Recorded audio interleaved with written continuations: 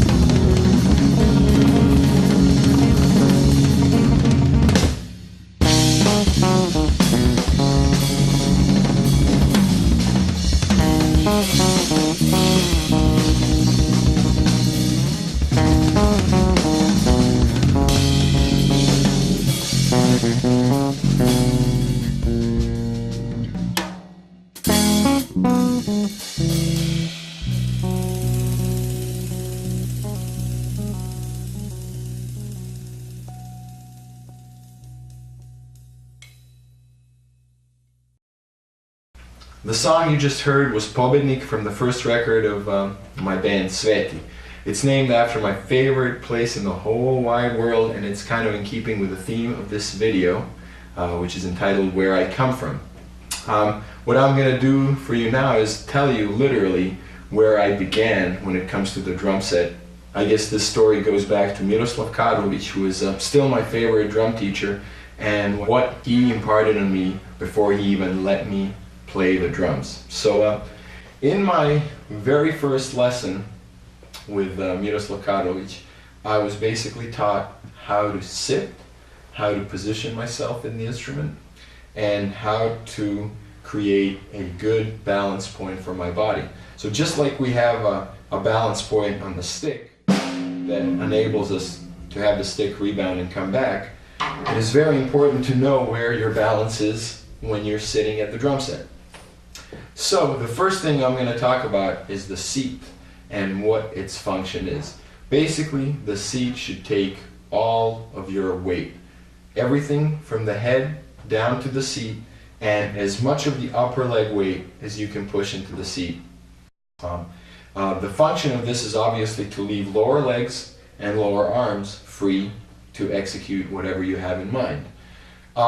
With all of these things said, what I would like to demonstrate is a couple of exercises that will help you ensure that your balance at the drum set is just the way you'd want it.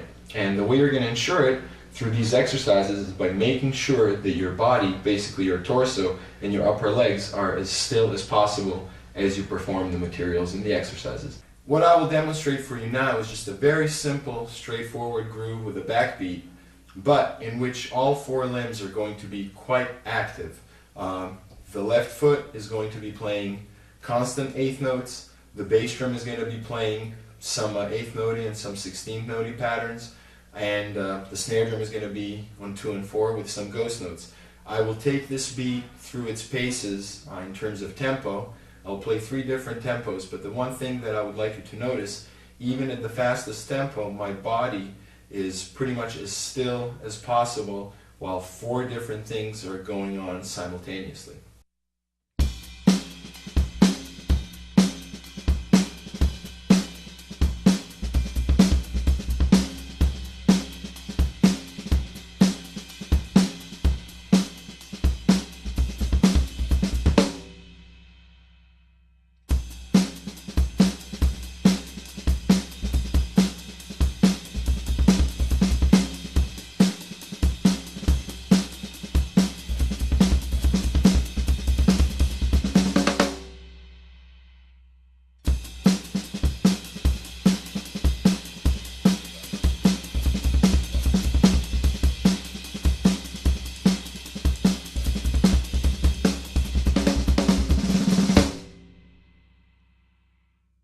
The other exercise that I will offer up for checking your balance and position of the drum set will be an exercise in which everything will be performed linearly. So as opposed to the beat that I just played, in which all of the limbs are carrying rhythms simultaneously, in the next example, everything that will happen in its own space. The subdivision will be 16 notes, and we will have a note from each hand and each foot coming in one after the other.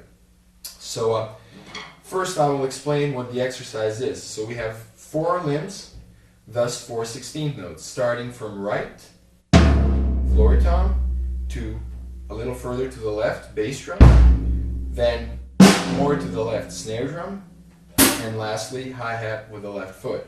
And what we're going to do after we finish 4-note sequence like that, we're going to start with the next component over, which will be the bass drum to the snare, to the hi-hat, to the floor tom. Then we'll start with the next component over, which would be the snare drum to the hi-hat, to the floor tom, to the bass drum, and lastly we'll start with the hi-hat, move on to the floor tom, bass drum, and the snare. So very slowly this looks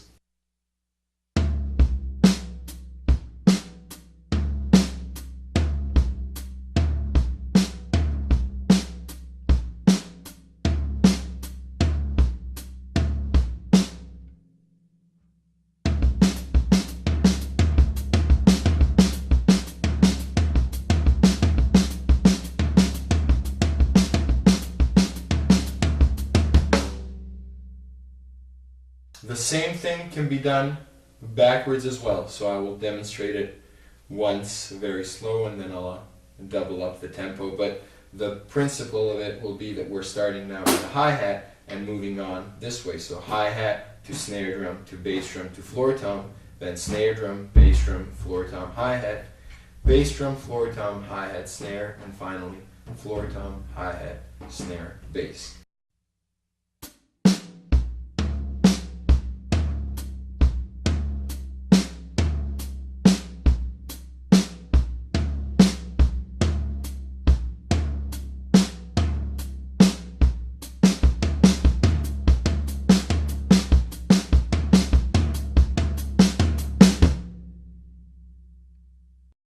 In the last segment, I spoke about balance and positioning at the drum set.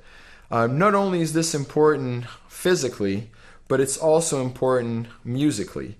In order to play good, solid time, which is our primary role as drummers, you have to be in the state of physical balance.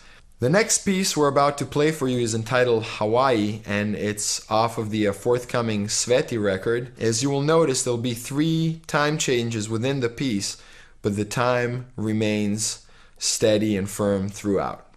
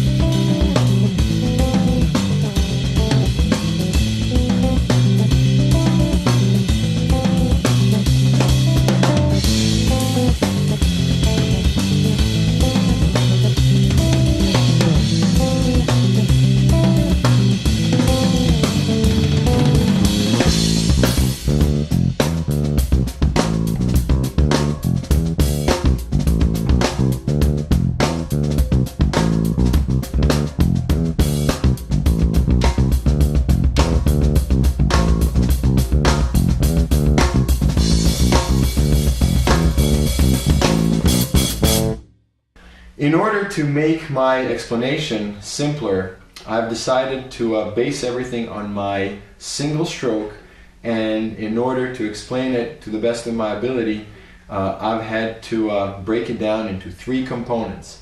Breaking it down will also give you an idea of how I did the development of my single stroke in a timeline. So the very first thing that I learned when it comes to holding sticks and creating a stroke was just a simple wrist stroke. By this I mean that it's just the wrist that is creating the motion, and that the fingers are suspended. They're all, except for the thumb, touching the palm of the hand in order to ensure that it is really only the wrist that is creating the stroke. So no finger action whatsoever. This does two things. It helps you develop the flexibility of the wrist, and the second thing it does is it develops your forearm muscles. So the wrist stroke, again, only the wrist is moving, the motion is straight up and down, and there's no help from the fingers.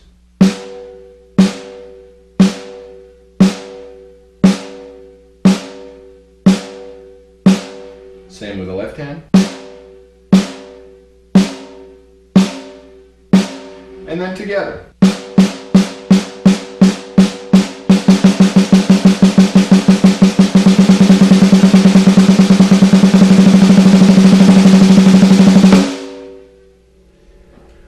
The next component I would like to discuss is the rebound.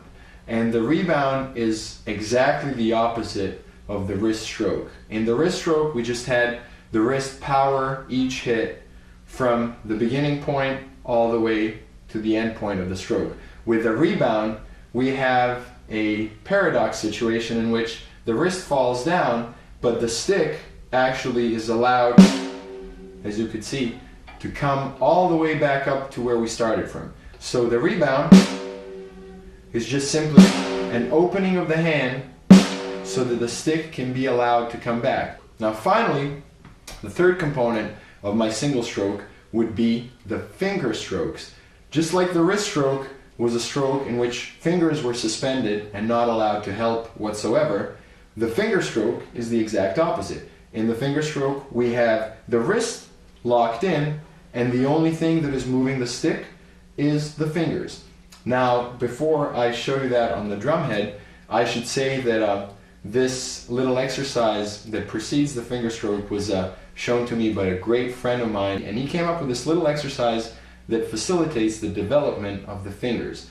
And all you do, as you can see, is hold the stick in such a fashion that your thumb is in between the middle finger and the ring finger. And then you use the bottom two fingers to push the stick away from your face and your index finger to push it back. And so what you do with this is you develop this muscle that is at the end of your palm, and you also develop a trajectory that is constantly straight up and down. So then you take this to the drum head and you do the same motion. Eventually you actually create a stroke. To complete the finger stroke, you have to call up our good friend rebound, because as this thing gets faster, it would be senseless to keep the fingers so rigid and locked. So eventually the finger stroke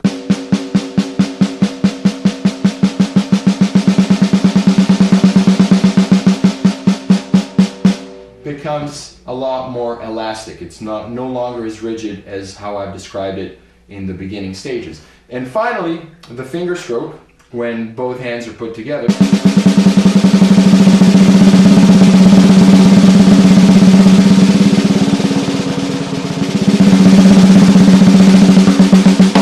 can create a very nice and smooth sounding single stroke roll.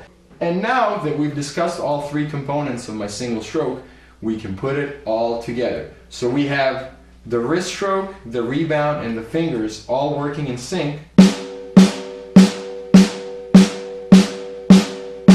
to create a nice single stroke, which then you use on every component of the drum set. It's especially effective on the toms because with using the rebound you get a nice open sound from the drums. One final note before I play a little bit to demonstrate what the single stroke or the basic single stroke does and how it sounds in the snare is the question of the grip. People talk about the French grip being sort of open, it looks like this. The German grip being sort of closed with the palms facing the floor, it looks like this. Well, my grip is the Serbian grip, and it's sort of looks like no man's land, literally. I'm neither all the way in or all the way out with my wrists, and that I find makes it possible for me to get into any position on the drum set that I desire. So now I will just perform a single stroke roll from the slowest possible to the fastest possible and back, just the way we're taught to do when we perform rudiments.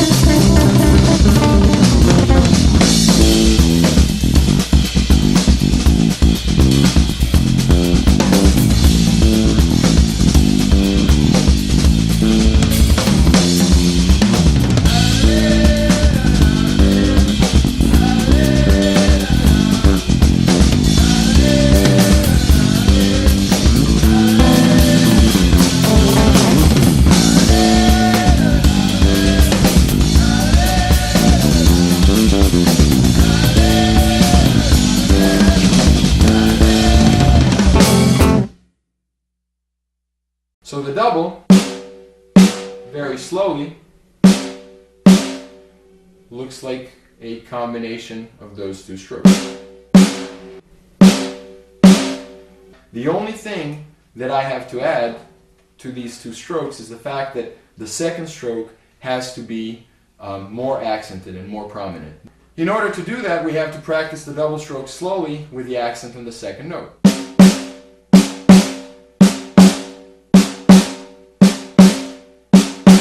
So the second note gets an accent, and then we just keep doing it, and the faster we go, the closer we are to a roll sound.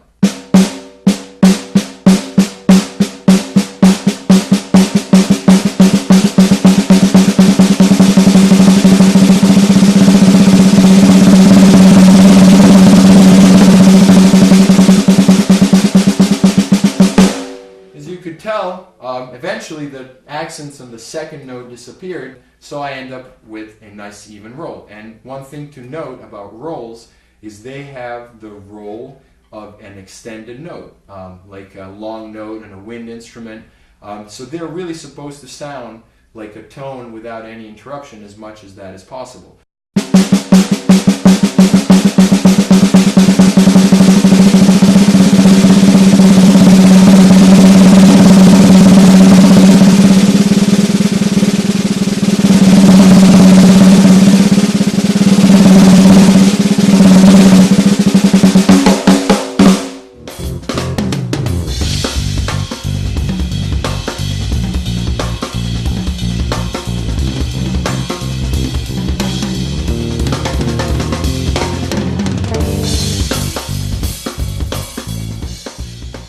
The next thing I want to talk about, and a thing that I feel is very, very important to the feel of the music, are the ghost notes. Most often I would say ghost notes get played in pairs, so you know, that's how I will approach them as well. We talked about the double stroke being a combination of a drop and a snap. Well, the same holds true for a ghost note, except on a much, much smaller scale. So what I did like this can be done from down here, so without any wind up and with the stick being about an inch away, and I'll do it with the left hand because I'm a righty and most of my ghost notes get played with the left, and you can already tell that the left plays them better. So all I do is I open the fingers ever so slightly and let the wrist down, and then I close my fingers. And in one motion of the wrist, I have two notes. Very important for the ghost notes is to make sure that they're always way, way quieter than your main note or the backbeat. And that pretty much wraps the ghost note story up.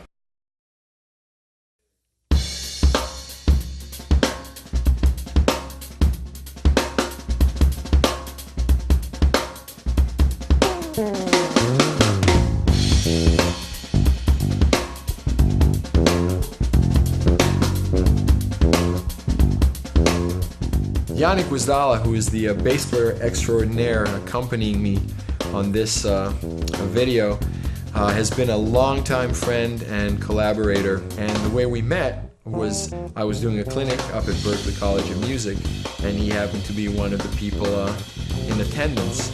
Maybe 2 weeks later he came down to New York and he found me, called me up, we played a session, and we've been colleagues and collaborators ever since.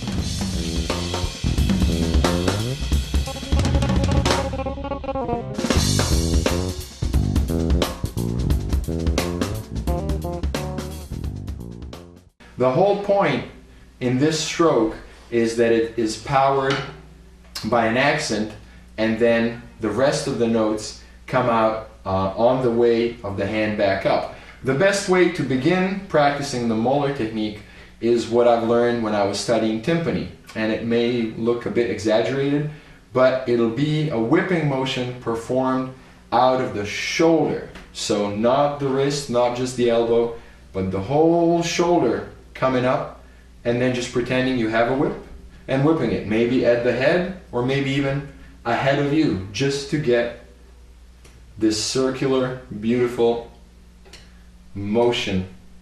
And I did this on timpani, and it is a whole lot of fun. I recommend it. But since we're talking about the drum set, we will tone it down a little bit.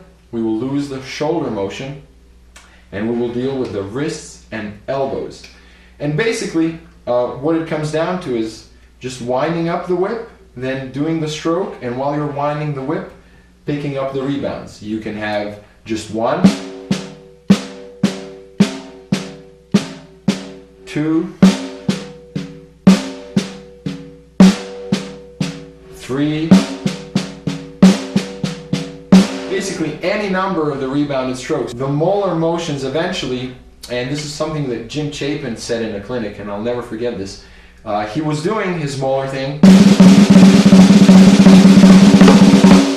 and then he asked the students to say whether he was using his wrists or his fingers, and some people said wrists, some people said fingers. I said both, and he just turned around and said neither. What he meant by that is that he was just letting both the wrists and the fingers be a part of the whipping motion, and just really working with the rebound and the stick and the head to get all the notes that you need out of your molar stroke. And then really the way it's used is just to use the accents as rhythms and then use the rest of the notes as fillers.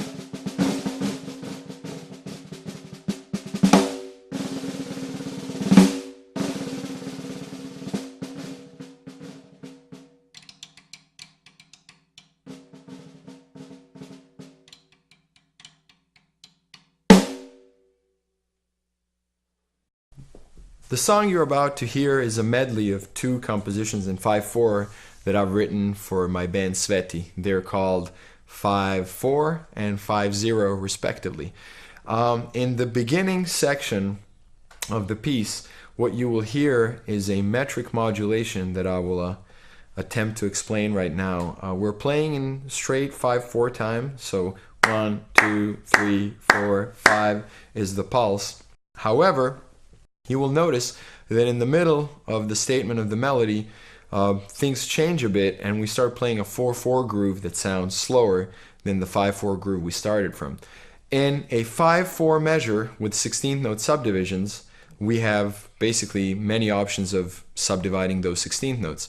The most common one would be to just play 5 groups of 4. So 1E and a 2E and a 3E and a 4E and a 5E and a 1E and a 2E and 4E and a 5E and a. But there's definitely no rule against dividing those 16th notes any other way. So for example, we can, instead of having 5 groups of 4/16 notes, proceed with 4 groups of 5.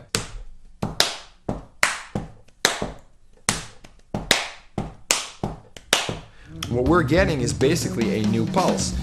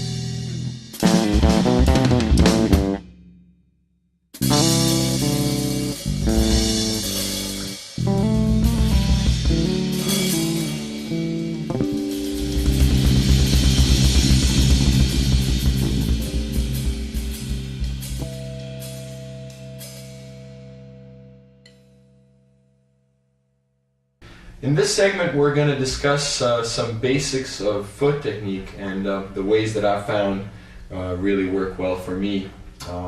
The first thing we're going to have to do is agree on a few terms just to make the explanation process a lot easier. I'm going to demonstrate some strokes and tell you what I call them, and we'll just keep calling them that throughout this DVD, just so that you know what I'm talking about at each point of the explanation. My basic single stroke begins in a heel down position, and the way I create the stroke is just by using my calf muscle to lift up the heel and once the heel comes back down, the stroke is created. Although it looks like the heel touching the footboard is creating the stroke, the reality of this stroke is that it is created in the middle of the foot. The other stroke I would like to talk about is just a simple heel down stroke. However, when I play, there's two ways that this stroke can end. It can just end as a heel down stroke, or it can begin as a heel down stroke but end with the heel up, ready to play another stroke, which will then be my basic single. Now that we agree on the two titles of the two separate strokes, let me explain my basic single stroke. Like I said, it is a stroke which begins in a heel down position. The heel moves up, but powered by the calf muscle, definitely no lifting from the thigh or from the hip. And after that lift of the heel just comes down and the stroke is created.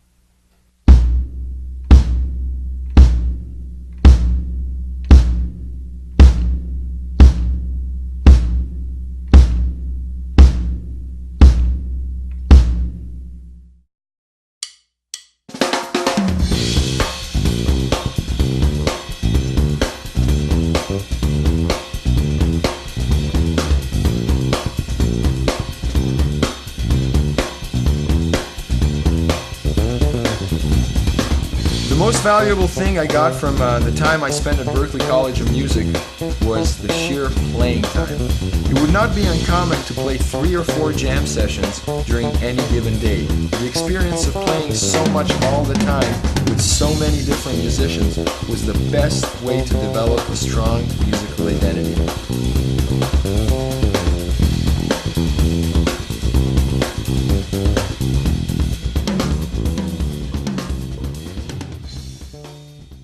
The double stroke is just going to be a mixture of the two strokes that I've talked about earlier. Now, pay close attention to this. If the double stroke begins on a downbeat, then it will be my basic single stroke followed by a heel down stroke. So in time, 1, 2, 3, 4.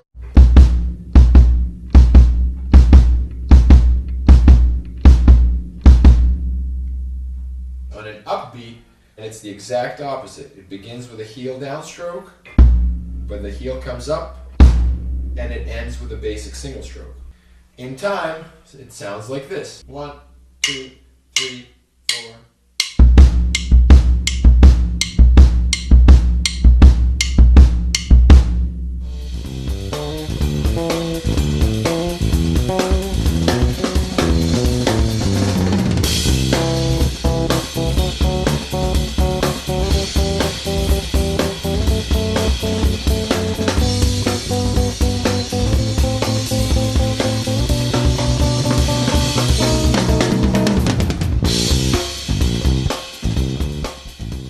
After the doubles, we'll continue with triple strokes. So if the triple stroke begins on a downbeat, it'll be basic single, then heel down, the heel comes up, and basic single to close it out. So in time, 1, 2, 3, 4.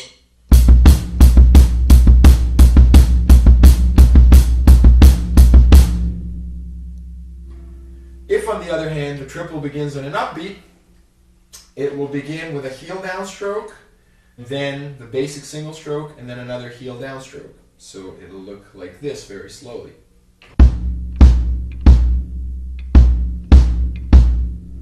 And in time, 2, 3, 4.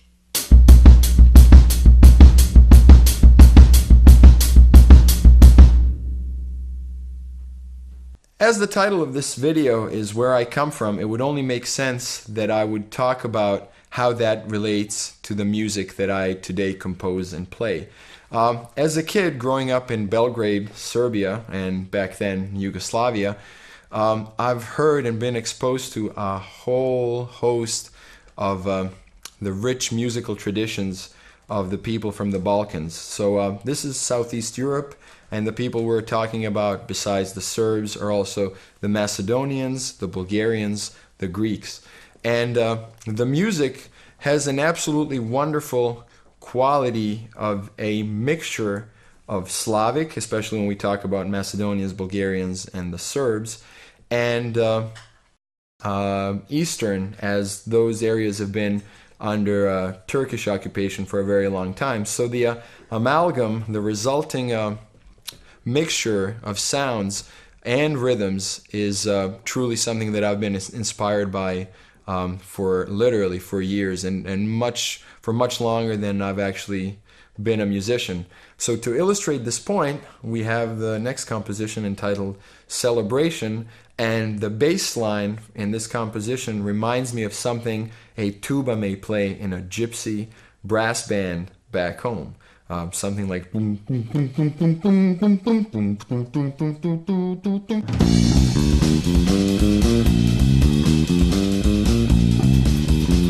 Another interesting thing about the rhythm of this piece is that it's 18/16, and you may ask, well, why not 9/8? Because it basically works out to the same thing.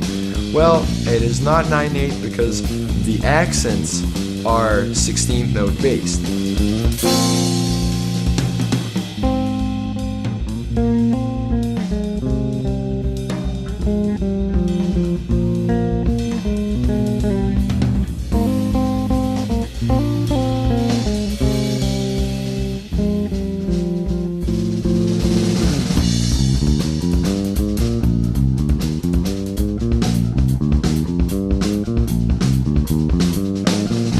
Vocalization is the absolute must in assimilating any music that you may be learning at the time. The only way to internalize music is by being able to sing it. I would much rather have the ears and the ability to hear and vocalize than the ability to talk and theorize about rhythm and music.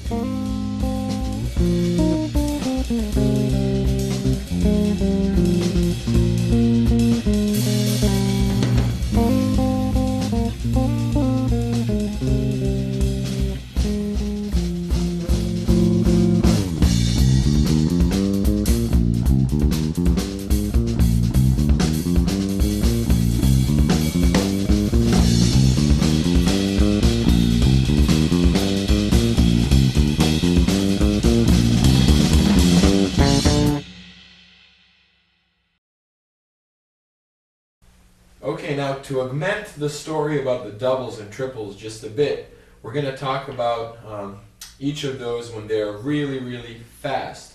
And when that happens, a bit of a slide on the footboard gets introduced. So the slide will actually be you taking the foot back on the footboard ever so slightly and then proceeding with either the double or the triple stroke. The doubles I'm about to play on the bass drum right now are pretty much the same technique as the slower doubles that I've demonstrated earlier, and here's what they look and sound like.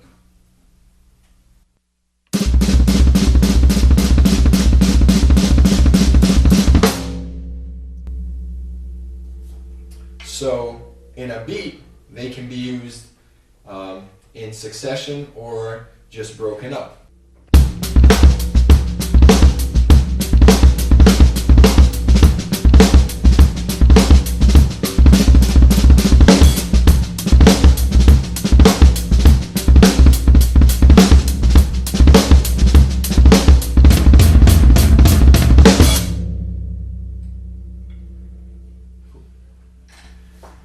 With the triple stroke, it's much the same. The very important thing to remember with this is relaxation. You have to be as relaxed as possible when you're trying to practice these. So here's a beat with a few triple strokes added in.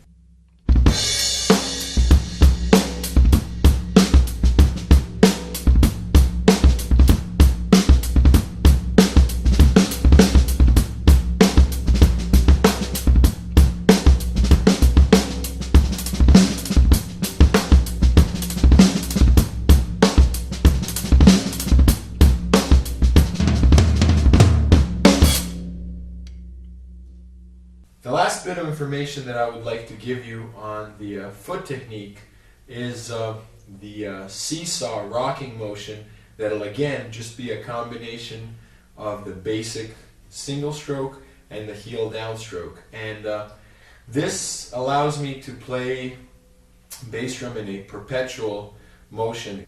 The stroke is basically exactly the same combination of strokes as the double would be. The only difference is that there is no long and short note like with a double.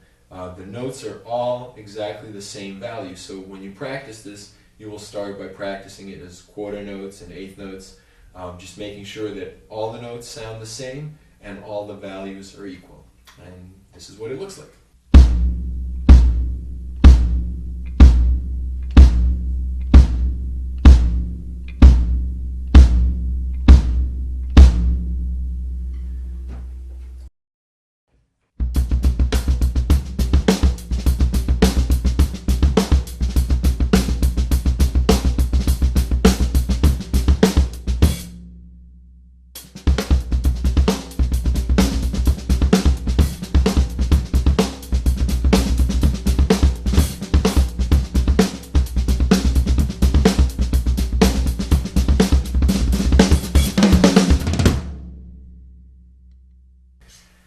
And now for some real fun on the drum set. I'm going to perform a solo piece, or at least an excerpt of it.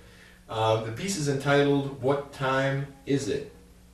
And the gist of the piece is that each limb is going to perform a separate ostinato figure that will be in a different time signature. So the right hand will be playing a pattern in 5/8. The left foot will be playing a pattern in 3/8. The right foot will be playing a pattern in 4/8. And the left hand will be playing a pattern in 7/8. So as you could hear, the common denominator, the common subdivision, is the eighth notes.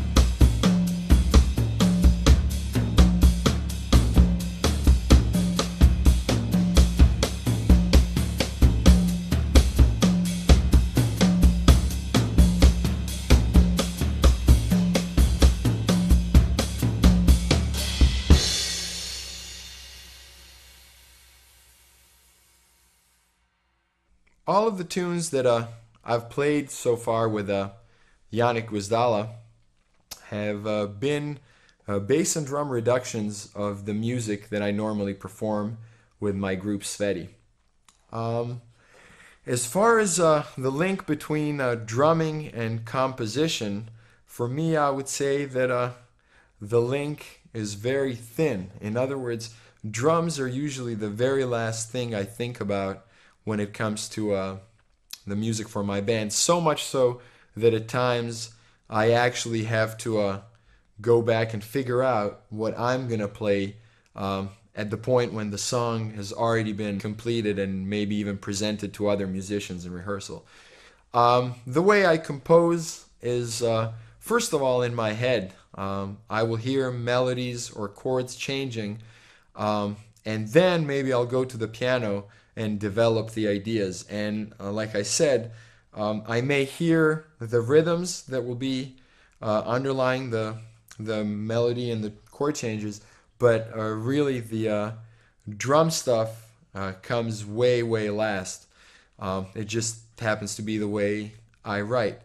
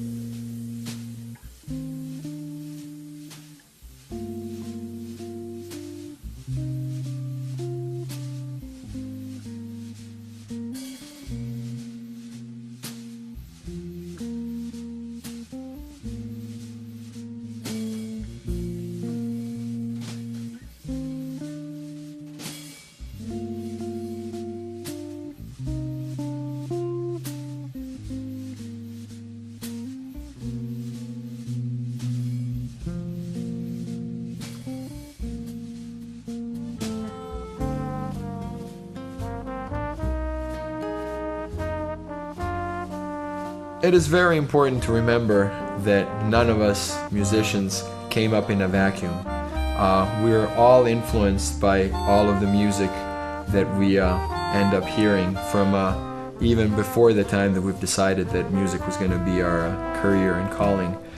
And for me, the influences have been really wide and varied, from the folk music of my country, which I mentioned before, on to my heavy metal days in Iron Maiden, then moving on to Police, then after that moving on to maybe some fusion stuff like Chick Corea with the Leprechaun album, like Herbie Hancock with the Headhunters, and then on to the John Coltrane Quartet, the Miles Davis stuff, just a myriad of music that's been, like I said before, instrumental in creating my musical personality. But the one thing that I will always hold near and dear to my heart is the fact that the best musicians are the ones that look like they're thoroughly enjoying the process of making music. This is something that I've picked up, I guess, subconsciously when I've first gotten interested in music. I mean, it just looked like it was a lot of fun, and to this day I definitely cannot think of anything else that I would want to be doing, whether to make my living or just to occupy my time and keep the creative juices flowing. I hope you've enjoyed everything you've seen and heard on this DVD, and thank you very much for watching.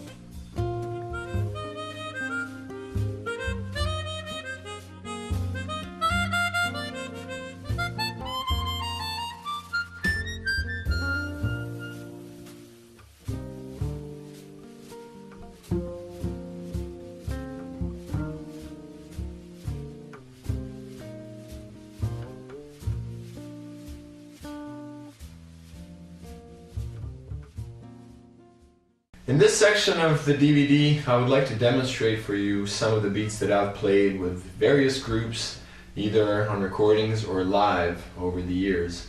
The first beat that I will play is off the first Jonah Smith record entitled Industry Rule, which came out in 2002. The beat is called, well, the tune is called Damage Control, and this is what the beat sounded like.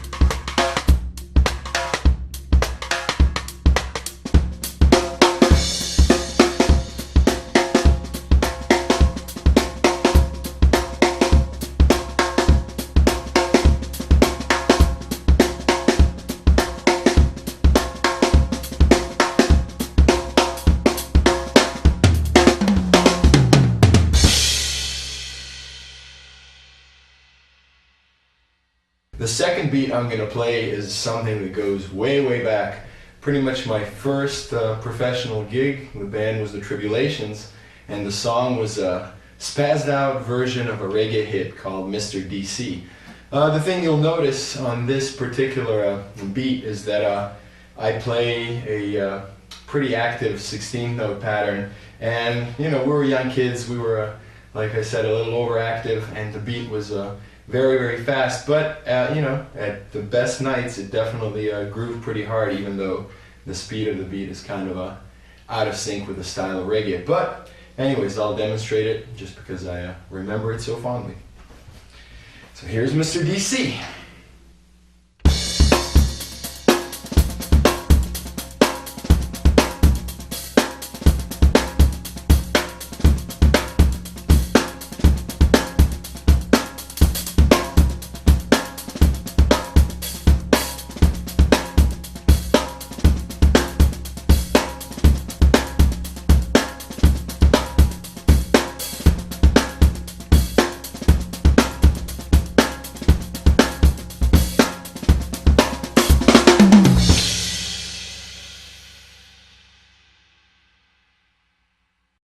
From my days back at Berklee College of Music, one of my fondest memories playing in the Carolina Brandes band, and the reason for that is that before me there were some wonderful, wonderful musicians playing in it, and while I was in the band, it was with Matt Garrison on bass, Stan Hosfeld on guitar, Pete Adams on keys, just pretty much the cream of the crop of the Berklee student body back then, so I was really honored to be in that band, especially considering that I was the baby of it as well.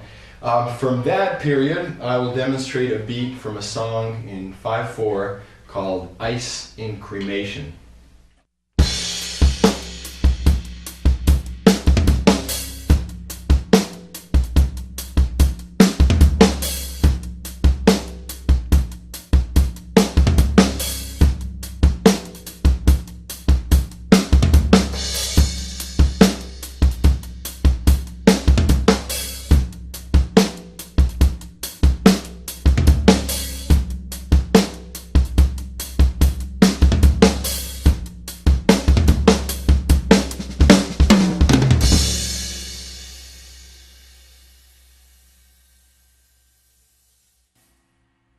Here is one of the beats that is actually featured on this DVD in the duet with Yannick.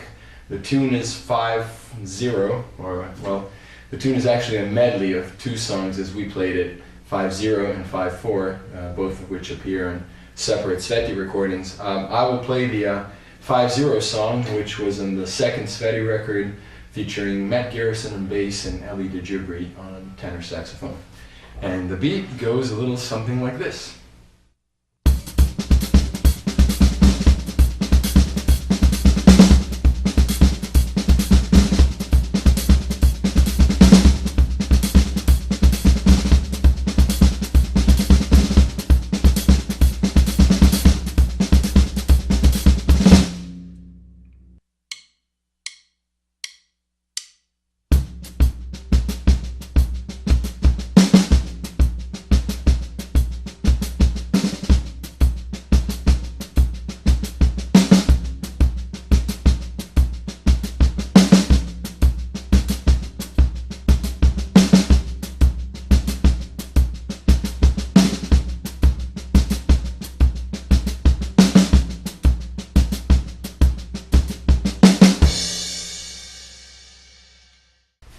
This is a beat from a song by singer-songwriter Joe Folder that I've been playing with some in New York City, and it's quite a lively beat. And the thing to note is the fact that I'm doing stuff, actually playing a cross stick pattern within the beat. So I will demonstrate this. Maybe we'll slow this one as well, but here it is the way it sounds in the song.